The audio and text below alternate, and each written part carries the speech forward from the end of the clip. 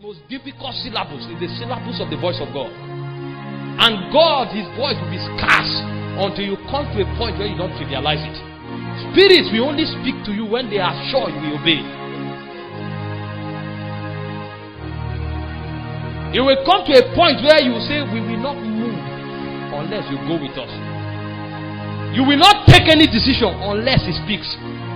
I was talking to a sister today and I was explaining some of these things to her. Lord, what should I do? Should I take this admission? And then you sleep. And then the day is remaining 3 days and God didn't speak. You say, oh boy, well, let's be going. When God speaks, we will do. After all, Eliezer of Damascus, while he was in the way, the Lord led him. I used to use that scripture to thrill my friends. You know, sometimes we joke and then we play around scripture. I told my friend, well, I'm trusting God to speak on this matter. But while we are waiting for God to speak, while we were in the way, the Lord led us. And then you say, I have the mind of Christ. You will never hear the voice of God. You will stand there until he speaks. And when he knows that you are an honorable man, then he begins to speak to you. Lord, I will not go.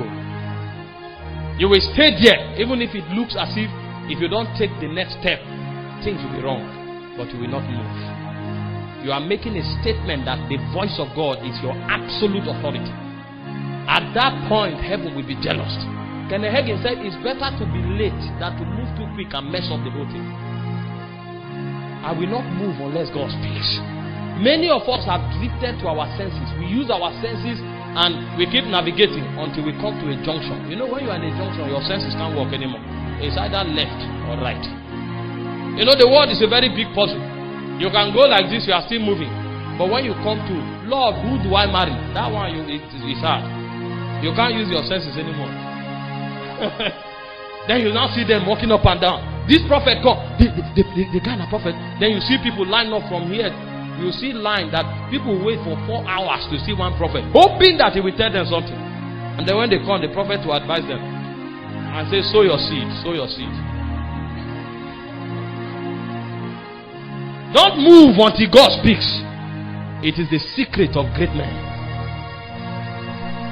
Listen to them. The secret of men is hid in their stories. When you hear it, you will discover they never moved until God spoke.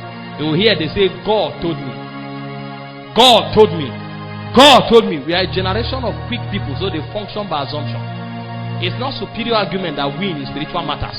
In spiritual matters, it's the voice of God that is your security.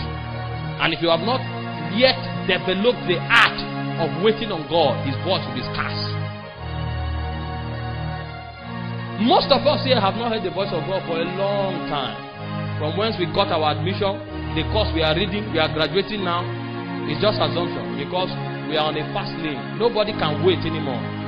In the days of old, a man could go to the mountain and wait for 40 days for God to speak.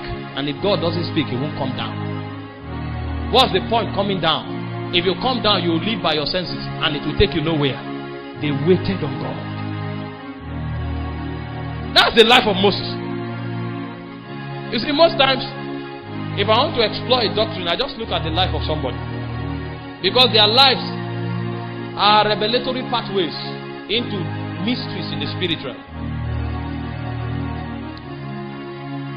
In Exodus chapter 3 verse 1 to 19, you see where God gave Moses all the details.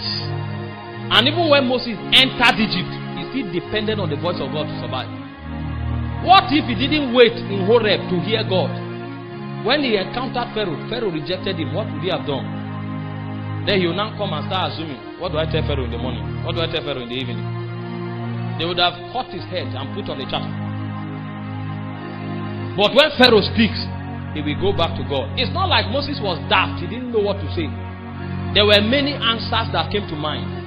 But when Pharaoh speaks, he goes back to God because he knows his safety. His possibilities were all locked up in the voice of God. Everything about your destiny is locked up in the voice of God. Everything. The contradiction of 10 years can be unraveled by one sentence from God. What to do, where to go, What to do unless God doesn't speak. If he speaks, everything changes. We pursue men too much. That's why our life is a function of many dislocations. The voice of God is scarce in our generation. We know so much doctrine. We know a lot of things about God. But there are few who know God because only few hear him. When God speaks, his reality is communicated. The Bible said in Ezekiel chapter 2 verse 1, he said, as he spake to me, the Spirit entered. The guy did not just know what to do. The capacity to do was also communicated. These are possibilities in the voice of God. When you see a high flyer in the kingdom, it's a man that can access the voice of God. If you see a man who knows the voice of God, is invincible. You can't hurt him. You can't trap him. It's like the wind. The voice of God. The fathers of old knew this. It's the technology in the spirit for safety. It's a technology in the spirit for empowerment. It's a technology in the spirit for survival. If your life is full of contradiction, don't go too far. Just shut down for 3 weeks. Go and wait on God. It will change the story for good. But if you can't wait, you may still run for another 2 years. Life is lived once. Never try it on assumption. I'm a scientist.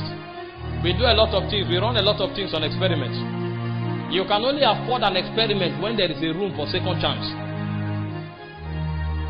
Your second chance is in heaven. Heaven is a place of reward.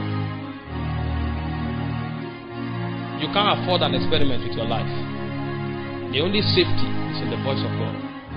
The men of old, they had this understanding. That was why they lived their lives the way they did. There were cases in scriptures where people don't give answers. They wait for weeks until God speaks. Nebuchadnezzar came to the wise men. Daniel said there is a God that reveals secrets. He implored the king to give them time. If you need to take time, take time. Don't act as if you know it all. You are not omniscient. But if you cannot apprehend the voice of God, your life is going somewhere to waste. Because safety in life is a function of the voice of God. The voice of God is the compass of navigation. These are basic things, but most times we are not taught their significance. So we are not patient enough to explore them. If you know that your life will amount to nothing unless you hear God, you will stop everything and hear him. There are many things I've lost waiting on God to speak and he didn't speak. But today I'm happy that I can apprehend the voice of God. Because when God begins to speak, there is a mystery in God that can cause you to overtake many times that were wasted. Elijah waited until God spoke. He prayed for long. But when God spoke, the Bible said the hand of God came upon Elijah. And he outran the chariots of Ahab. It doesn't matter who took off before you. Get the voice of God. It will change your life for better. It will cause you to stop the struggle. We struggle so much because we don't take advantage of our resources that are in the spirit.